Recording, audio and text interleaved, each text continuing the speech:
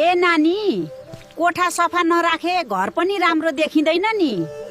पछि मिलाउँछु नि आमा।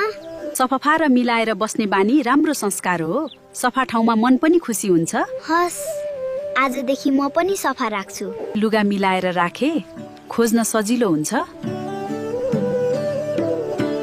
अब मेरो नि लुगा हराउँदैन। किताब र सामान मिलाएर राख्ने बानी धेरै राम्रो हो। अब म पढेर सकेपछि ठाउँमै राख्छु।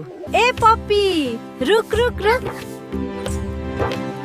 पप्पी पनि सफा देखेर रमायो। सफा घरमा बस्दा स्वास्थ्य पनि राम्रो हुन्छ। अब म दैनिक सफा गर्छु। हेर नानी, सफा कोठा कति राम्रो देखिन्छ। अब म सधैँ मिलाएर राख्छु। मिहिनेत गरेपछि आराम झन् मिठो लाग्छ। आज सफा गर्दा रमाइलो पनि भयो। सफा र मिलाएर बस्ने बानी जीवनभर काम लाग्छ। अब म फोहोर गरेर छोड्दिन।